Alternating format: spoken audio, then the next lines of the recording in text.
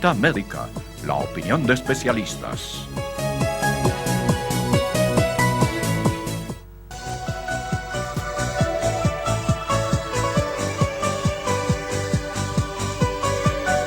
Bueno, el día de hoy yo iba a presentar el tema de niños hiperactivos y también de trastornos de déficit atencional e hiperquinesis. La verdad que pedí ayuda a un amigo que tengo, que es amigo de la infancia.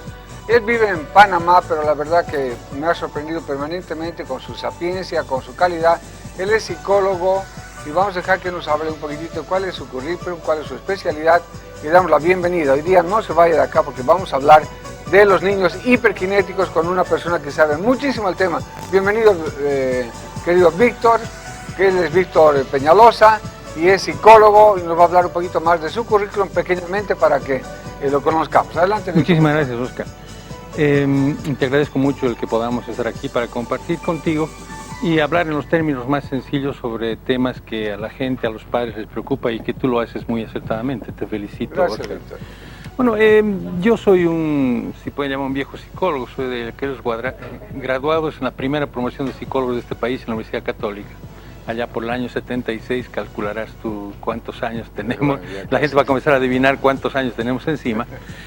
Y he hecho énfasis en la psicología de organización, la psicología clínica, y en psicología clínica en temas especiales.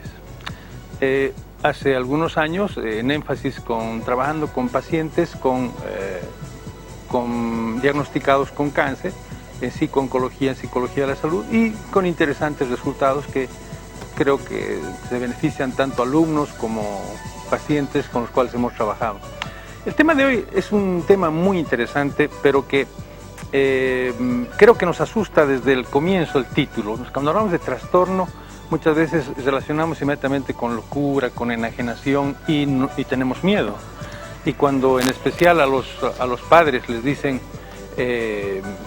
su hijo sufre de un trastorno, aunque no haya tenido un diagnóstico claro, los padres se ponen muy ansiosos y creen que tienen algo que muy difícilmente lo pueden manejar. Estimado Víctor, vamos a continuar, esto es importantísimo. Por favor, simplemente vamos a ir a mostrarles un pequeño video que hemos hecho de muestra para tomar impulso para hablar del tema. Vamos con el video de introducción a los niños hiperactivos.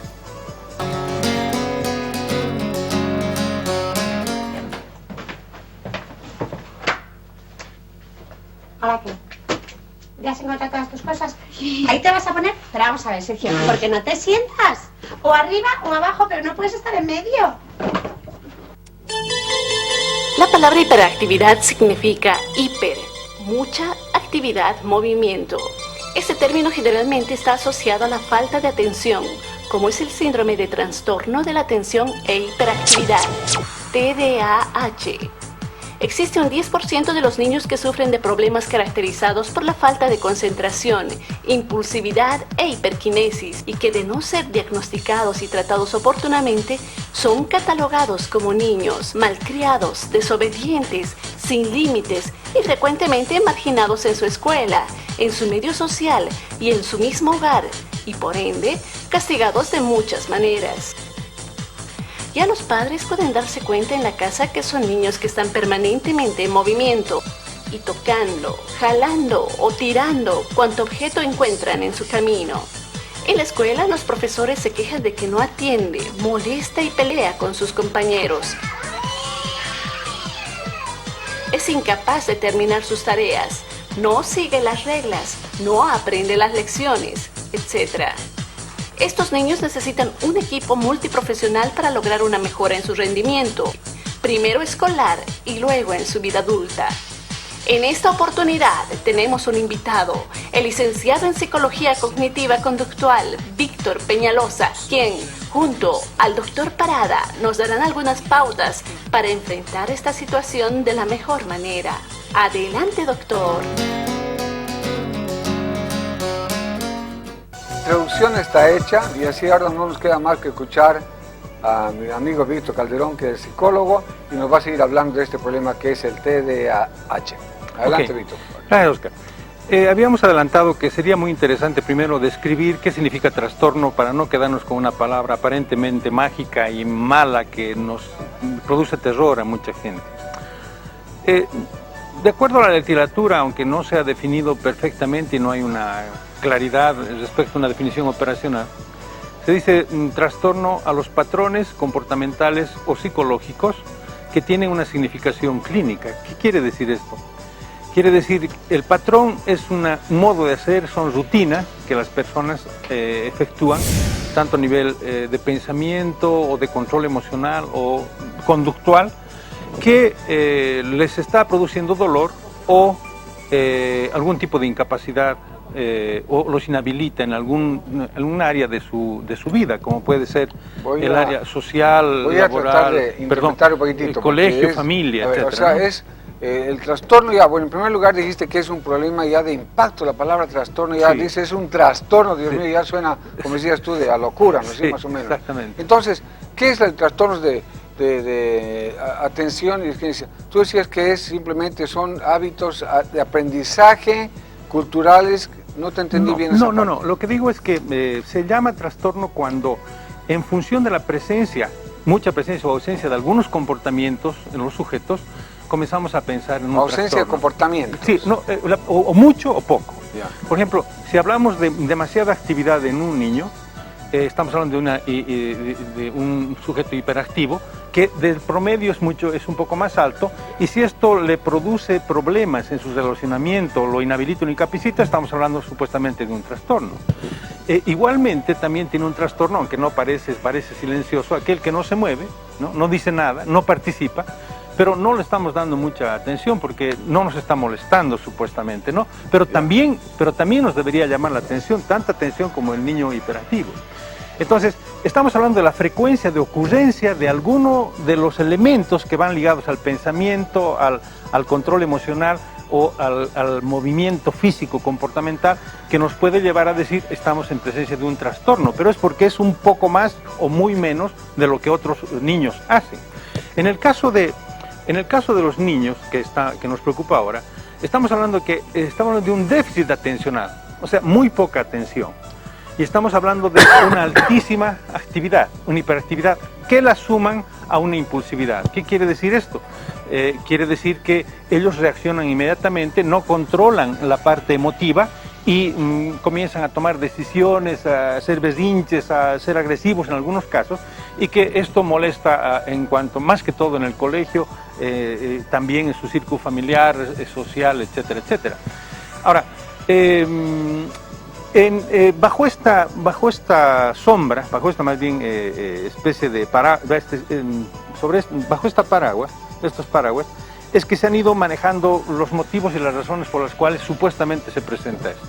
Tenemos desde los que afirman que es genético, otros que es hereditario, otros que es solamente social o idiosincrático, y algunos otros que dicen que no existe, ¿no? Todos respetables, ¿por qué? Porque todavía, si bien estamos estudiando muy bien el pensamiento y el cerebro, todavía en algunos casos no tenemos certezas absolutas de lo que es lo que sucede. Por ejemplo, se habla mucho de que tenemos cambios en los receptores de dopamina, los genes encargados de los receptores de dopamina, el gen D2, D4, D5, que nos estarían supuestamente planteando, y además un cambio en los transportadores, en los genes transportadores de dopamina, que supuestamente tendrían una culpa en este tema. Otro elemento ha sido que, especialmente en Inglaterra, han estudiado que madres que tienen un proceso de embarazo muy ansioso, resulta que la probabilidad de que sus hijos sean hiperactivos o presenten este tipo de problemas es muy alto. Entonces quiere decir que concurren muchos factores que van a explicarnos de alguna manera, pero el problema no es explicarnos mucho, el problema es cómo lo resolvemos. Y en eso hay mucha gente y muchos padres desde la antigüedad. Vamos a ir, papá, yo quiero aprovechar al máximo tu exposición, querido Víctor, y vamos a decirte entonces, podríamos resumir simplemente para la gente que está viendo este programa, de que el TDAH, o sea, el trastorno de déficit atencional más hiperquinesis, podría ser entonces un problema de que el niño no asimila los estudios, tiene imposibilidad y se mueve demasiado, ¿no es cierto? Digamos, ahora, ¿cómo puede hacer uno el diagnóstico? ¿Cómo puede darse ya? Uno está viendo a mamá este programa y dice, pero doctor, no sé, ¿cómo me puedo dar cuenta que mi hijo está ahí para tomar una decisión al tiempo? Claro, en términos sencillos es esto. Ahora, el problema sería, a mí me preocupo más que el que presenta, más bien tiene una ausencia de este comportamiento, tiene demasiada presencia, me preocupa el hecho de que, ¿qué pasa con los que están más o menos al límite? Y yo puedo nombrarlos o hiperkinéticos o no, o niños muy activos, etcétera. Y de alguna manera lo que tengo que decidir es, en cuanto a lo que está haciendo ese niño, hace que interfiera o le incapacite en su relación con su familia, sus padres, su colegio, etcétera. El nivel de incapacidad, de cómo se inhabilite en estos territorios, es el que me va a decir yo tengo un problema. Ahora, si tenemos un niño muy activo, pero que cumple perfectamente sus labores escolares, que puede relacionarse bien con la gente, no vamos a hablar entonces de un niño que tiene un problema de este tipo, sino quiere decir que probablemente el niño es muy inteligente, está sobreestimulado y necesita más bien que canalicemos esas energías de otra manera. En el fondo estos niños nos estarían mostrando una fortaleza que tenemos que saber explotar. Por otro lado también, a nivel de los padres, resulta que algunas veces los tiempos de los padres no son los mismos tiempos de los hijos.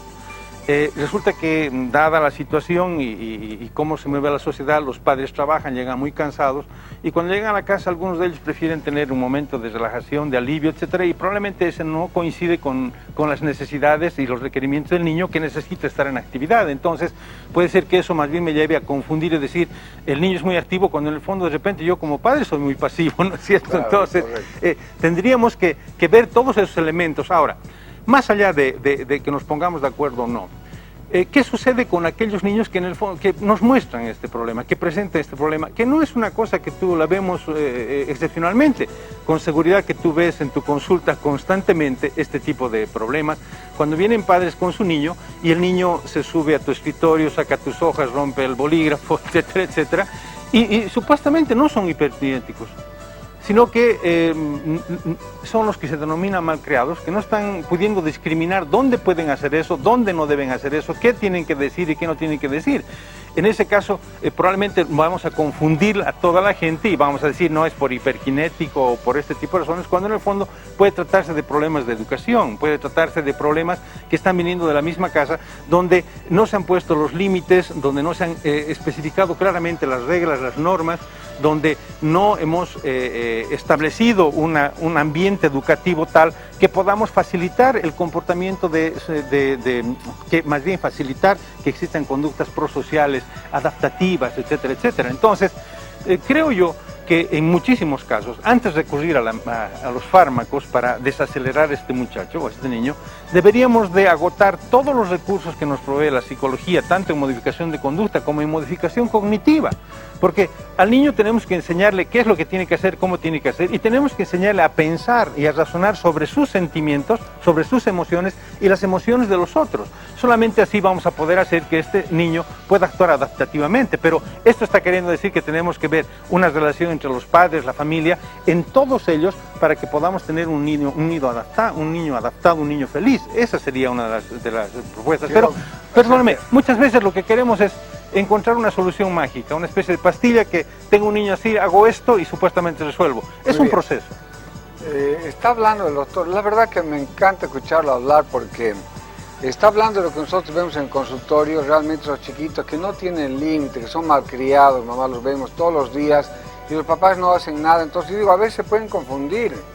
A mí me ha pasado alguna vez que entran los chiquitos y jalan, entran, abren los cajones, sobre los vidrios, los libros, todo. Y bueno, yo digo, pues, señora, por favor, agarra a su bebé, ¿no es cierto? La enfermera se encarga de que no ande tocando las cosas que no tiene que tocar. Pero me ha tocado alguna vez encontrarme con un niño que el papá está muy tranquilo, la mamá está muy tranquila, y me dicen, doctor, mi niño tiene un problema neurológico, por ejemplo. O sea, para el médico pediatra común y corriente, esto es un verdadero desafío, distinguir cuál es cuál. Ahora yo me animaría a decir que el 90-95% de los niños que andan haciendo desplume en el consultorio son niños que les falta límite. Como decía el licenciado acá, el Víctor Peñalosa, que a veces los papás no saben poner límite también y eso trae otra consecuencia muy grave. Pero quiero pedirle a él, que habíamos conversado entre bambalinas, me contaba una anécdota que decía, el chiquito, pero portate bien, portate bien, portate bien. Explícame esa partecita, por favor. Explica al público. Yo creo que es muy interesante hablar de esto. Muchas veces creemos que como padres sabemos todo solo por el hecho de haber tenido los hijos y resulta que nosotros mismos nos conocemos de cómo actuamos, cómo operamos en nuestra vida. Voy a tomar como ejemplo el caso de una niña a la cual quiero mucho, con la cual he trabajado, se llama Mavi, a la cual mando un saludo. Y resulta que su familia le decía, cada vez que hacía algo le decía portate bien, hacía voltear las cosas, portate bien, insultaba a la tía, le decía portate bien, hablaba malas palabras y le decían portate bien y le daban para su revés a la niña. Hasta que la niña un día preguntó y dijo, papá, mamá, ¿qué es portarse bien? Esto trae un problema interesante porque resulta que yo puedo ser muy restrictivo y decir no hagas esto, pero no le estoy enseñando qué es lo que tiene que hacer y cómo tiene que hacer. Entonces, esa ausencia en una educación restrictiva nos lleva a estos tipos de problemas, como si el niño de por sí tuviese que saber qué es lo que tiene que hacer. Yo tengo que dedicarme a enseñarle inclusive a negociar, a charlar, a reconocer sus emociones, a poder jugar con otros, a saber que cuando agredo, qué es lo que siente el otro. Si no soy capaz de mostrarle a él cómo puede empatizar con el otro, cómo voy a poder yo pedirle que porte bien, o sea, que logre hacer las cosas en la medida de lo posible, de a poco. Se trata un trabajo, creo, de los padres, que es desde antes de que nazca el niño y durante todo el tiempo que esté el niño, en el cual tiene que ejercer verdaderamente la profesión de padres, o sea, porque el padre es el que está, o el círculo cercano es el que está frecuentemente. Entonces de ahí tienen que salir las soluciones y de ahí deberíamos encontrar también todas las posibilidades de poder resolver este tipo de problemas. Yo aconsejo mucho a los padres que, tanto como estudian maestrías, estudian posgrados, puedan tener la capacidad de estudiar lo que es el comportamiento de los niños, cómo se relacionan mejor las personas, cómo se llevan mejor las parejas, cómo resuelven los problemas, y así probablemente con esos elementos vamos a poder educar mejor a nuestros hijos y evitar este tipo de problemas que en la mayoría de los casos es solucionable, fácilmente solucionable, y habrá algunos casos que tendremos que actuar multidisciplinariamente para de repente, con auxilio de algunos fármacos, tener la posibilidad de hacer lo mismo, volver a modificar las conductas y modificar también la parte cognitiva de los niños. Muy bien, o sea, más o menos una introducción muy apretada. El tema es inmenso, la verdad que yo he tratado de investigarlo, de tratar de darles una charla a nivel pediatra, más no he podido, honestamente, me he sentido tan confundido que he pedido ayuda esta vez. O sea, usted sabe que yo toco todos los temas, me preparo, pero no soy especialista en muchos de ellos. Hablo de ginecología, pero no soy ginecólogo, etc. Entonces, acá la parte de psicología me quedó grande porque es un problema muy complicado. Recuerden, niños hiperactivos tienen la tendencia a que no aprenden las cosas, no retienen los pensamientos, son impulsivos, o sea, no descansan, están moviendo permanentemente, pegando a sus amigos, sacando cosas, y también son hiperquines, están moviendo permanentemente. Es como algún psicólogo dijo también, es como si tuviera un motorcito prendido las 24 horas del día. La verdad que a un niño hiperkinético lo reconoce solamente de verlo actuar 3 minutos. La mamá va con su niño al consultorio, se siente en la silla y dice, mi niño está 5 minutos charlando, ese niño está sentadito ahí, y me dicen, mi niño es hiperkinético. Ya no es hiperkinético, ese chiquito no puede estar 4 minutos con la mamá sentadito, no, va a estar rompiendo cosas, va a estar soltándose, no acatan órdenes, etc. Eso podríamos decir que es lo que se considera ahora trastornos de hiperquinesis y de déficit atencional.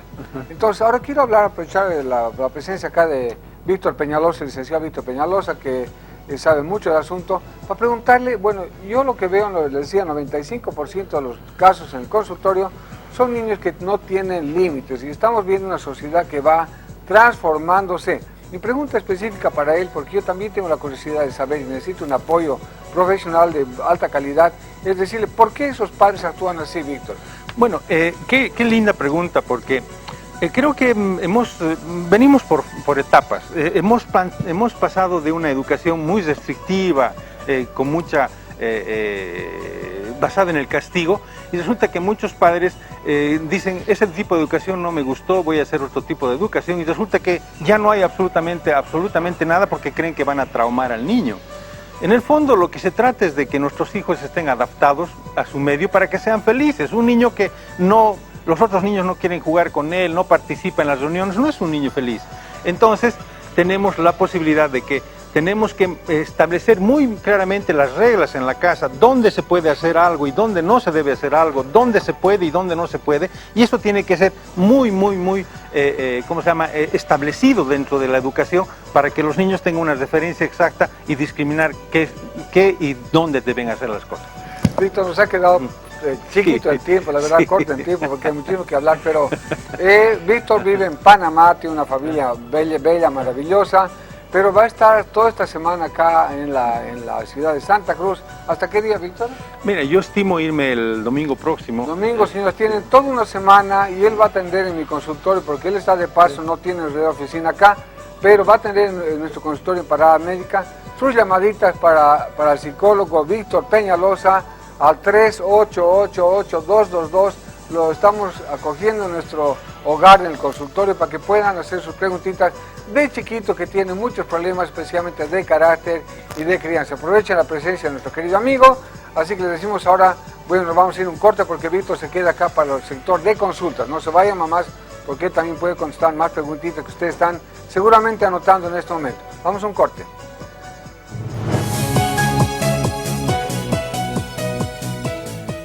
Junta Médica, la opinión de especialistas.